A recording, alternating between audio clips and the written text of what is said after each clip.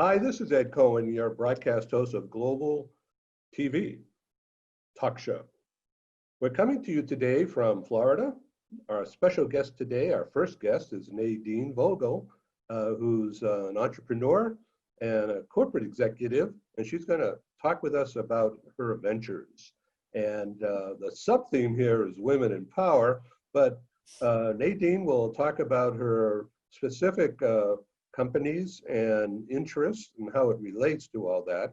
Our second guest today, coming on in a few minutes, is Lynne Greenberg, a young lady from New York, who is also an entrepreneur, but on a different perspective. She's focusing in on global mobility things. She has, with others, developed an app, which is all about social well-being. In other words, approaching the sensitive topic of mental health, well-being, while people are isolated, whether it's work from home or on assignment somewhere, stuck in the world, quote unquote, stuck. So let's welcome our first guest. I'm really honored to have an old friend, and I just welcome you, Nadine Vogel. Hello. Hey, how are you? Just great, thank you. So what part of Florida are you in? Are you in the Palm Beach area? I am. I'm in Southeast Florida. Oh, that's nice. I'm here in Southern California. We're at our mountain town home in Big Bear Lake. Oh, it's beautiful there. Situated about 100 miles east of LA and at 7,000 feet. The mountains all around go up to about 8,900 or 11,000. And we're going to go out in them this afternoon after this show. Nice. I used to spend a lot of time there. It's beautiful. How nice. Wow. So Nadine, tell us quickly the organizational structure of your enterprises. Yep. Springboard Consulting does what? So it's actually Springboard Global Enterprises, and Global Enterprises is made up of a few different companies. So Springboard Consulting, as you mentioned, we work with corporate executives to mainstream people with disabilities in the workforce, the workplace, and the marketplace. So it's looking at these individuals as candidates, as employees and customers, as well as those caring for people with disabilities. So it really runs through every functional area of an organization. Then we have the Springboard Foundation, which is a 501c3 that provides scholarships to college students with disabilities. We have Disability Mama and Company, which focuses on the celebration and empowerment of women all around the world who have children or other dependents with special needs. And lastly is the WIP group, which stands for Women, Influence, and Power, and looks to help women, entrepreneurial, executive women, understand that they have power and how to use it. So are you a magician? How do you balance all of this work? Very little sleep. No, I have an amazing staff. And without an amazing staff, none of this could happen, obviously. And they all take on their parts and run with it, which is great. Yes, I understand Gretchen is your number one. She's my number one, yes. Yeah, okay, that's great. Hello, Gretchen. So, okay, let's talk about today, right now, with work from home and companies purifying their environment or redesigning their workspace. Yeah. I have to imagine, now I'm not a professional at all in this, but I have to imagine that people with disabilities in this kind of an environment have definitely special needs and require special attention. Am I wrong? No, you're not wrong. You know, what COVID has done is it has, in some respects, leveled the playing field, including for people with disabilities. So there's been some yin and some yang. So we'll start with, you know, for folks with disabilities coming back into the workplace, if someone has hearing loss and they read lips as a way to communicate, Yeah. and you're wearing a mask, that's a little difficult, right? That is really difficult. So there are masks now that have a clear shield around the mouth so that can happen. Yeah, well, that's good. Wow. Right? If I'm someone who is blind and tends to walk about the organization by holding the back of someone's arm, well, I'm not standing 6 feet apart now. So there are some apps that can help with that. So you have some unique issues there. Before COVID, we had many folks who had not declared having a disability of any type. As a result of COVID, we have a significant increase in individuals expressing experiences with mental health issues. Right, stress. Anxiety, Yeah. fear, fear about going back to the office, fear about isolation, staying home, right? You have all of these unique issues coming together. Yeah. Prior to COVID, you would have individuals, especially with significant disabilities, who would say, I could work from home. And companies would say, well, no, we need everyone in the office. I think what COVID has shown is that people can work extremely effectively from home. The other thing that we're seeing as a result is the employees who are caring for children with disabilities at home. So every parent now that's working from home is also the caregiver and the educator. Boy, But think about a parent whose child has significant autism and they can't leave them home alone for 5 minutes. They have to be with them at all times. So lots of issues. How are the bosses, how are the managers trained to be more empathetic, or are they? Yeah, like with anything else, and it depends on the company and the company culture. There are many companies out there that we have worked with, Springboard has worked with for years in training management about how to recognize, let's say, mental health issues, how to respond, how to react. But I can tell you that in the last few months, we have been extremely busy on that very specific topic because yes, it's on the spectrum of mental health, but it's different. Yeah. So what about your communication to the C-level to get the mid-level managers, the direct reports, mentally prepared to deal with this added stress situation? I think if someone is in a middle level or senior level management position, I have to believe that they have good skill sets and that they're good managers. But we need to provide them the information and the tools on what to do in new situations that they're not accustomed to. So really our communication to that C-suite is allow us to make sure that folks are educated and have the awareness and the recognition and the empathy that if someone is really fearful of coming back to the office, how we can handle that. What would that accommodation look like, even if that person did not require an accommodation pre-COVID? So where do we go from here? What's your crystal ball show you in this regard, this specific regard? I think a few things. Well, my concern is that memory sometimes is short. I'm hoping in this case, memory is long, because if the memory stays, then what will happen is companies will remember that people were quite effective working from home. Productive.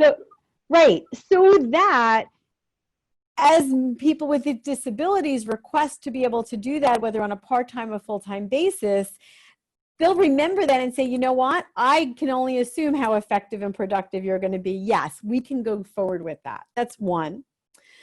I think too that we have to think differently just about the workplace. I can tell you that we have some clients, corporate clients, that are rethinking their whole corporate real estate, right? Do we need the amount of physical space that we've always had? Maybe we don't.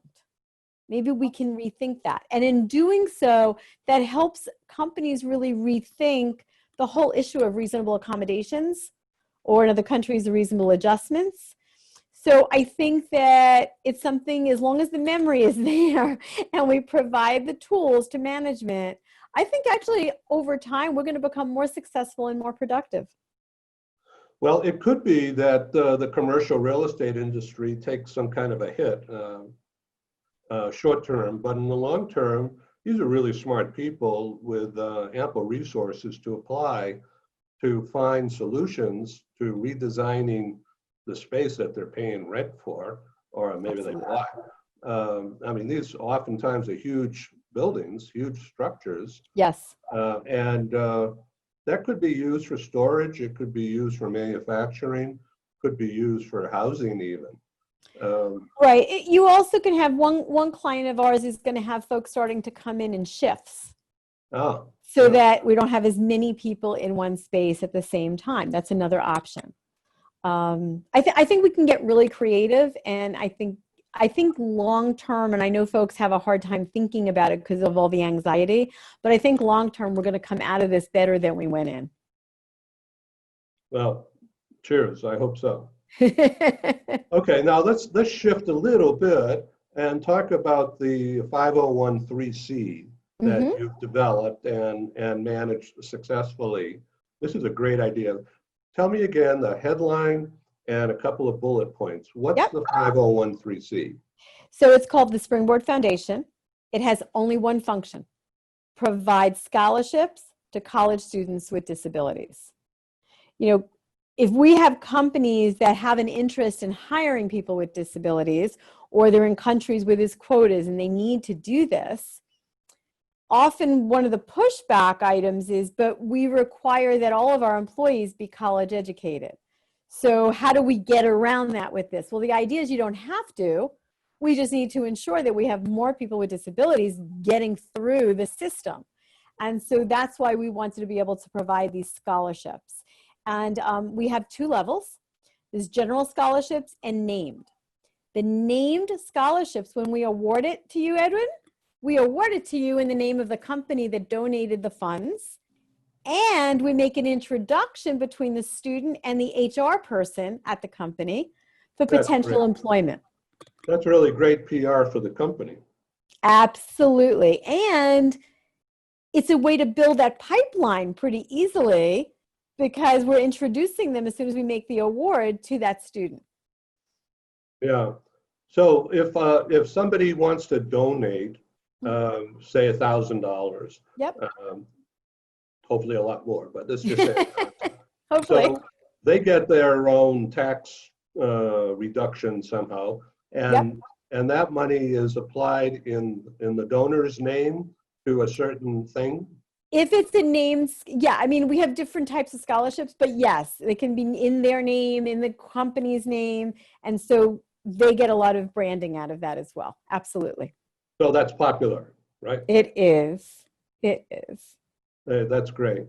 Okay, so now let's move on to WIP. What's WIP mean to you? So it stands for the WIP group, Women, Influence, and Power. What we find, and I'll back up to say that Harvard University published two case studies, one this year, one last year. One was with the Kennedy School and one was with the business school, on me and on us, and talking about this issue of women, influence, and power. Because what we find is women often don't recognize that they have influence and power, or if they do, they are either uncomfortable using it or don't know how to use it effectively.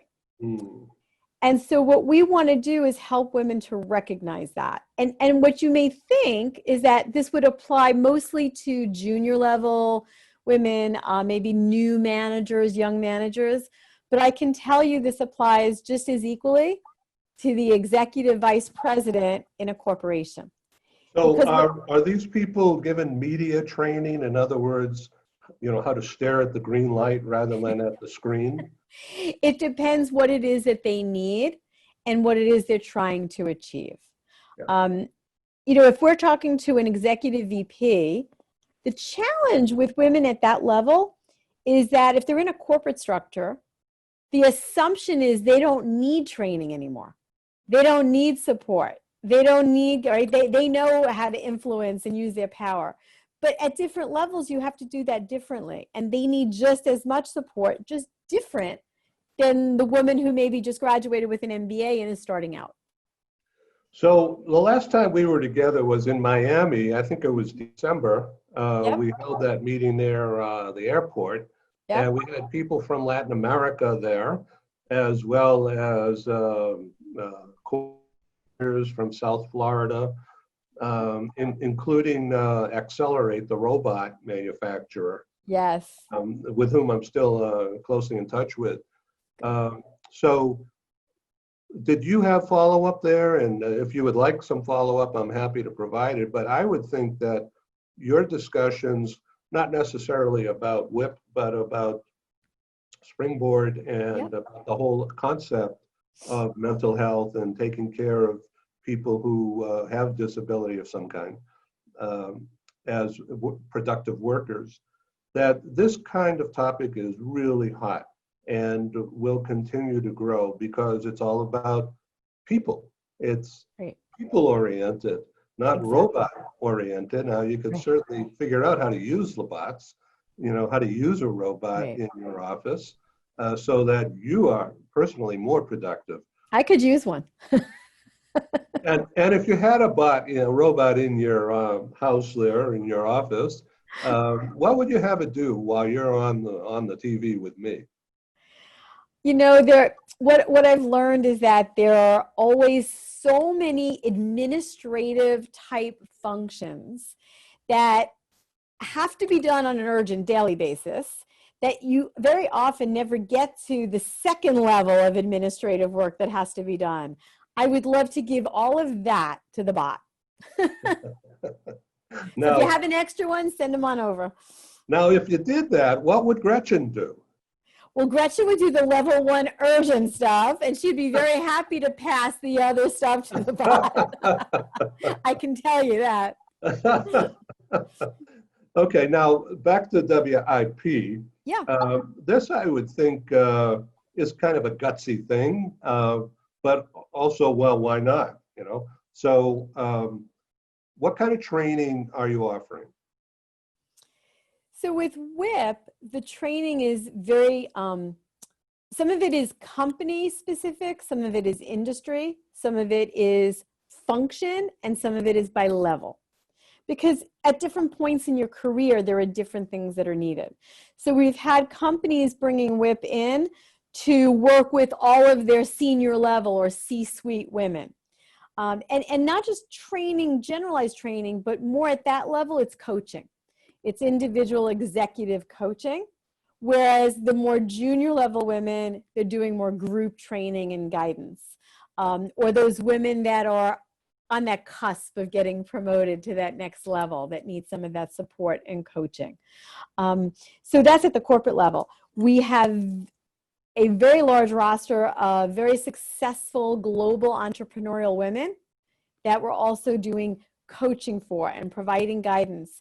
We actually just had an event for WIP a couple of weeks ago, and it was related to COVID. So very relevant, and it was bringing some very senior women together, entrepreneurial and corporate, to say, if you could write the book on what we should be doing post-COVID to really make our society successful, come out better than we went in, how would you handle it individually, as a leader, and if you were running the company? And we had some amazing discussion. In fact, there's going to be a white paper that's going to be released as a result of that. So those are the kinds of things that we're doing. So was that on video? Yes, it was. No, I'd like to see that. I'm sure others would too. No, So absolutely. Please send me the link and I'll put it on the PR page I'll build to help support this particular broadcast. Yeah, I'll send you the white paper as soon as that's ready for release. Great. You know, one comment, Ed, I was going to make about something you asked me earlier and said about the meeting we had in Florida and the conversations we were having. Yeah. You know, a lot of that centered around mobility and issues around mobility when it's not even the employee with the disability necessarily, but the employee who has a family member with a disability. Oh, yes, it's big. And there was such a huge conversation about that and an interest. And I want to come back to that because that is still an issue. And with COVID happening on a global scale, we have families, employees that are sitting in other countries other than their home country, dealing with COVID without a support system of family, and provides then even more unique issues. So I just wanted to make sure that for the HR folks that are listening to this or the mobility folks, please understand this is so critical that we get a handle on what the issues are and respond to the employee needs. give your website out and your email if you wish. Sure.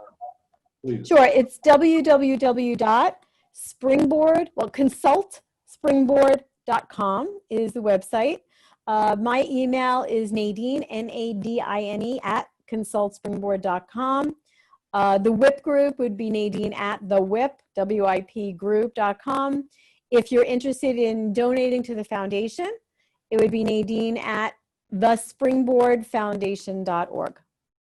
Well, this is really interesting. I'm waiting for Lynne Greenberg to join us from New York. She's in another meeting right now, but supposed to be joining us momentarily. I want to be sure and introduce you to this vibrant young lady who's an entrepreneur and involved in being a VC, a venture capitalist as well. She worked for Bloomberg in London and was successful. She was plunked into London without much training about London and with no introductions really. And she's a very, very nice, personable person, but she describes in real terms the difficulties of breaking in, of being accepted. Yes. And you'd think that would be relatively easy in such a sophisticated London city environment. Right. Not true. And so she developed an app called Pivt. And it's all about finding people or making connections. Oh, that's great. Yeah. And so she's involved in some other things too. But I wanted to bring her in on this show to meet you, first of all. And also, she's really a progressive thinker in business, and the WIP idea is just perfect. And in my view, anyway. So, well, you know, the whole issue, Ed, of connectivity, of being able to connect with others, know where to go to get information with like-minded, like-interested folks. So the other company I mentioned, Disability Mama, we launched a new platform just 2 weeks ago called We Love. And folks can join. It's $11.99 for an entire year. And it's to do just that. It's to connect with others on, I think there's over 70 pre-populated topics. But anybody who joins can add their own. And it's to connect with others. It could be anything that could relate to disability. It could be about going to the movies, which I haven't done in a really long time. It could be about travel. It could be about accessibility, employment. It could be for special needs parents, for a sibling, for a friend. It's really a marvelous platform. So I'm hoping folks will want to join We Love as well. Yeah, that's great. Okay, so tell us about, while we're waiting for her, tell us about your upcoming schedule for July and August. Well, it has changed just a little bit. As you know, I'm usually on a plane about 150,000 miles a year, as is most of my staff. And I think it's been pretty much determined that this year the travel is over. Everything will be done from the office. And, you know, I suspect your listeners and viewers will appreciate what I have come to appreciate and learn since COVID has really taken over, which is that you spend a heck of a lot of time in airports, packing, unpacking, waiting for the flight, being on the flight.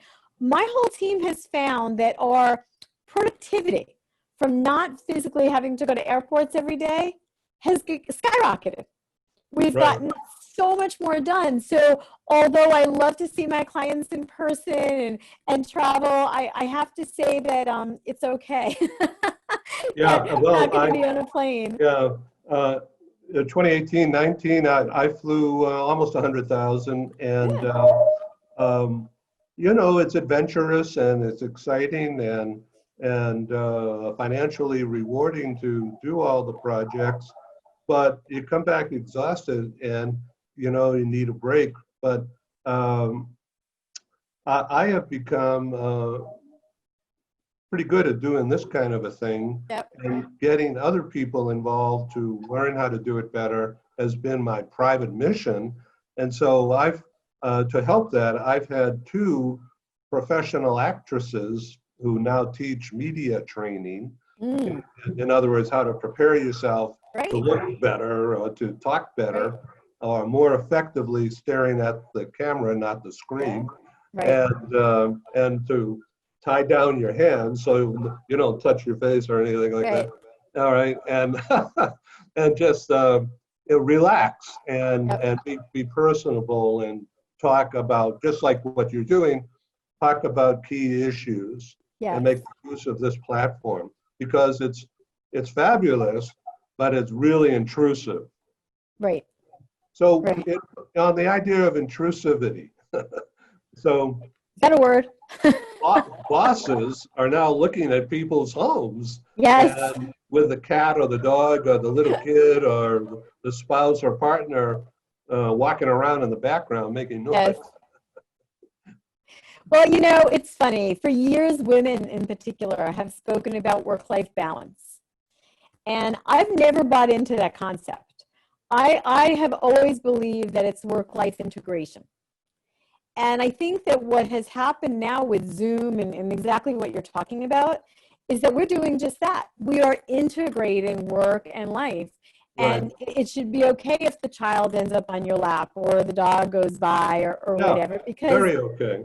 It is what it is, right? So it's about that integration. I don't think that, I think when women try to strive for balance, they're going to fail. It's impossible. Well, there is no work-life balance. Right, but when you integrate, as long as, you know, we're finding women saying, you know, but I'm working now 24 hours a day, morning, noon, and night, just like I'm on the computer because I'm home. Right. You have to learn how to strike your own internal balance for yourself, personal balance. Yeah. That's different. Yeah. So let's see if she's here. No, not yet. Okay. So she said she's coming on, and she's, you know, ending a meeting. Okay. So are you writing a book? Yes. Tell me. I didn't know. I'm just guessing. How did you know that? Yes, so because we have had extra time, yes, I actually just this morning was reviewing the first version of the full manuscript of my new book. Wow. That hopefully it'll be, you know, we're going to target to come out hopefully by the end of the year, if not sooner. And we started another book, Disability Matters, which is our annual corporate conference and awards gala. This coming April, will be our 15th anniversary of that event globally. Will you be talking about who's won your awards? Yes, well, what's interesting about this book is to celebrate the 15 years, we have reached out to every company that has won an award on every continent over 15 years, and we're going to interview them for this book. It's going to be a compilation of 15 years of Disability Matters honorees. So that's the second book. And then there's a third one right behind it. Well, you are so productive. It's amazing. I don't know how you do it. It's exciting. It's exciting. The third book, I don't know how many who are watching this know of Ann Geddes. You know, she's a photographer that does that amazing black and white photography of babies. It's like coffee table books. They have a baby sitting in a flower, a hand. So this is a coffee table book, something similar, but it's by a photographer that has only done this with very seriously ill, disabled babies. And it's absolutely beautiful. And we have quotes from the parents about why they did this and what it means to them, and quotes from the photographer. And so that is the third book that we're currently working on putting together. So it's really interesting. I'd like at another time to introduce you to a customer of mine who's based in Finland. Mm-hmm. And her name is Nana Haninen, and she's an educator and has developed a quote-unquote new learning method using professional photography and to bring together people from across silos, across borders, across time zones. In other words, a cross-cultural approach to, well, what do you think of this picture? What does it mean to you? All right, and it's just been amazing. So we've had a talk show, recorded talk show on that topic. I'll send you the link. Yeah, please. It sounds fabulous. And yeah, but it ties in with what you're saying. Well, and then when you talk about learning, so again, because we've just been bored, we have work to do, right? You'll hear shortly, we're going to be launching the Springboard Leadership Institute, which is an online learning platform, but it will be live. But it'll be very specifically focused on professional development in different industries. So for educators, for financial service professionals, real estate professionals. So that's also coming out very shortly. Yeah, so let's welcome Lynne Greenberg. Hello, Lynn. Hi, Ed. How are you? Yes, great. Thank you for making time available. I want to introduce you to Nadine Vogel, who's there in the screen. Hi, Lynn. Pleasure to meet you. You as well. So we've just had a nice conversation. I'll just bring you up to speed real quick. Nadine is an entrepreneur, and her company is consultspringboard.com. Nadine, I'm going to stop talking. Why don't you do 30 seconds? So it's Springboard Global Enterprises, and under the umbrella of Springboard Consulting, we work with corporations around the world to mainstream people with disabilities in their workforce, workplace, and marketplace. And then we have some other services where we have a foundation that provides scholarships to college students with disabilities, honors parents of kids with special needs, and then we have a company called the WIP Group, which is about women, influence, and power. Wow, fantastic. Thanks for doing that. Yeah. So I was earlier explaining very briefly about you, Lynn, as a Bloomberg employee, transferred into London and plugged down there, and how you found the need to socially connect and how it impacts not only your well-being, but performance. Why don't you briefly intro yourself to our global audience, as well as Nadine, and just talk about the creation of Pivt. Sure. So as Ed perfectly stated, and we might hire you on our marketing team to relay the message. You did that perfectly. Pivt started out of my own frustration. So I relocated to London with my employer at the time, which was Bloomberg. And I didn't know anyone there. And I faced the issue that all people do when moving to a new place, which is how do you go about making your new city feel like home? And so, there were two things that I really needed. The first was information on my city from people I trusted. I didn't know where to live. I didn't know which bank to join. I didn't know where to take my mom for dinner when she came to visit. And these weren't things I wanted to rely on a Google or a TripAdvisor for. I tell the true story that I actually ended up living in Notting Hill solely based on the fact that I had seen the movie. And that's all. The true story. Ended up being a great place to live, but I got lucky. And then the second piece is, how do you go about recreating your network from scratch? Because as anyone that moves knows, it's friends you need the most when you're adjusting to a new and unfamiliar place. So I spent about 3 years in London, really learning the startup ecosystem and interviewing expats, travelers, relocated employees to really see if there was a need. And it seemed to be much bigger than just myself. So moved back to New York, and we initially launched Pivt as a consumer app for people moving and traveling to help acclimate in their new city. And what ended up happening was we were live on the App Store and Google Play for less than 6 months. We started getting approached by corporations, and they said, we came across your platform. We like what you're building. It's actually something we're struggling with internally with our relocated employees and business travelers. Is this something you'd be interested in building for businesses? So we went back to the drawing board, found that corporations on average spend about $90,000 relocating a single employee, much more if you're an executive or relocating with a family. And because there's no social component helping these people acclimate, about a third of those people quit their job within a year or move back home because of social reasons. Yeah. So when we figured that out, we refactored our app to fit a business model. And that's what we have been pursuing with the same goal of, giving people the opportunity to say yes to life-changing opportunities and in new places and expand their outlooks without thinking twice. So Lynn, are you finding it catching on somewhat? Yes. So we were supposed to launch actually our business platform in April. we got pushed back with COVID, but actually, especially with COVID, we've gotten a ton of reach out. Of course, there's, this nuanced and heightened, attention on employee well-being and social isolation. So we've actually signed a few contracts during this time, and we're really looking forward to getting us off the ground. Well, I'm delighted to hear your success. So I wanted to be sure you knew about Nadine. She's going to have to leave us in a few minutes, but she has this group that you ought to learn more about, in my opinion. WIP, Women in what? In Power? Women, Influence, and Power. Yeah. That's great. Yeah, and maybe you can say that website again so she can take a look at it.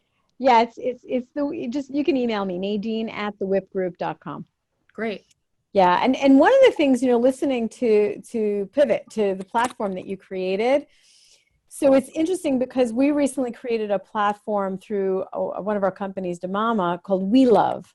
Mm-hmm. And it's all focused on anyone that wants to talk about anything related to any topic on disability. It's like 70 pre-populated topics, and we're adding more. But one of them is this issue of relocation. And Ed and I were having this conversation earlier, and we had it at his event in Miami at the end of last year, which is that what you're talking about, think about the exponential issues when an employee relocates who has a child with a disability. Right, exactly. Right, and all the issues that go along with that, and finding the medical care, and there's no time to just wait and do that, and the special schools and so forth. So we'd love to chat with you more about that, because it's something that when corporates hear about, they're like, yes, oh my gosh, we hadn't even thought about it, but then not really doing much about it. So maybe we could somehow connect Pivt and We Love relative to that topic and really exponentially grow both. Yeah. And actually, that's something we bring up in our pitches, because, when you have a child that's disabled or has an allergy or whatnot, those are especially not things that you want to rely on a Google or a TripAdvisor for. Yes. Those are things that you want to reach out to other transferees to see how they went through it, how it was successful or wasn't successful. Exactly. And that could, really make or break your post. Well, and we're launching our Springboard Learning Institute, which is professional development. And one of the areas that we're going to have some courses on is for real estate and relocation professionals to understand this very specifically. So another reason you and I should talk. Okay, well, looking forward to it. Absolutely. Yeah, this is so good. Ed, see what you created? This time. Thank you. Yeah, this is really cool. So Lynn, you're a very busy person these days. How is COVID impacting you? Yeah, so, the biggest thing, as I briefly mentioned, is we've gotten a lot of eyes on the platform. We're getting a lot of outreach. And I think that's one of the silver linings of all of this, is I think there's going to be a nuanced appreciation for employee well-being. And I think what companies are starting to see now is it's not just a nice thing to provide, it's actually has ROI attached to it. And so we've really been showing to the platform to as many people as possible, trying to get out our message so that, God forbid something like this happens again, or, something to another extent, Pivt can be there to provide that support. Seems like it's a adjunct to a mental health therapy. Exactly. Exactly. So, Ed, as you know, one of the values Pivt provides is we stay with the employees and their family members throughout their post. So past RMC and DSP time and spend, we're there to support them in the palm of their hands. And that's not something that they have right now. And so we recently did a survey of about 200 relocated employees and found that, 60% of expats weren't familiar with the healthcare system in their new country prior to COVID. 40% of them, didn't have a support network they could rely on. And these are really staggering statistics, that people just need a resource where they can rely on and get that information. So the time is now 40 minutes past the hour. We're going to have to end this in about 8 to 9 minutes. So Lynn, what's the website for Pivt? It's www.pivtapp.com. So that's PIVTAPP.com. Okay, and so this is geared for the relocation industry or for the public that is maybe thinking about getting out of an urban environment and going to the mountains or the ocean? Yeah, that's actually, an area we're exploring really deeply now. I think what we're going to see with COVID, obviously with the push for work from anywhere or come to the office a couple of days a week is certainly consumer-led moves. And so, Pivt can absolutely help, in that form as well, especially on the employee benefit side. Oh, that's great. So I want to thank you for joining us, Nadine Vogel and Lynne Greenberg. So let's just do a quick summary, round robin here. This is going to be, this broadcast is going to be trimmed, a little bit edited, not for content, but for pacing and timing, and then put up on Global TV, which is a unit of globalbusinessnews.net, and simultaneously on our YouTube channel for free access, free download for the next year, or unless you guys tell me to take it down. So we're doing this, we're building up a TV network, if you will. I don't know what else to call it, but just a series of programs across the year between now, which is June 23. We're going to be producing between now and Christmas, coming up, about 50 broadcasts. Wow. And we're looking for co-sponsors all the time, of course. This is how we have to survive these days. But I'm funding this privately as we go along until we gain that momentum. So I would appreciate it if you can share this in your own networks if you like the final product. And if you don't, tell me anyway. Okay. So Nadine, just a bit more about Consult Springboard, and what's your next step? What are you going to be doing in July and August? So what we're seeing in July and August are two things, probably more than anything else. So one is this issue of mental health, and that it has really gotten much more broad-based because of the anxiety and fear and isolation, everything associated with COVID. So that's one. And two is that we have a lot of companies starting to recognize that as a result of COVID, that people can be very productive working remotely. And then especially so folks who maybe they didn't consider before with disabilities. And so we're already starting to get, calls about helping them starting to launch hiring programs for people with disabilities that they otherwise hadn't really thought about before. Oh, that's really cool. Lynn, what do you think of that idea? I think it's fantastic. I think, everything that you're doing is fantastic. Thank you. We'd love to get involved, however, Pivt and I can. It's as I was just saying, I think one of the silver linings of COVID is that there's going to be an increased attention on, mental health and employee experience. So we're seeing a lot of that, Lynn. Seeing a lot of it. Okay, so once again, thank you for being our guest today on Global TV, Nadine Vogel. Lynne Greenberg, really appreciate you. Thank you and have a great week. Thank you so much, Ed. Really appreciate it. Okay. Take care. Bye-bye.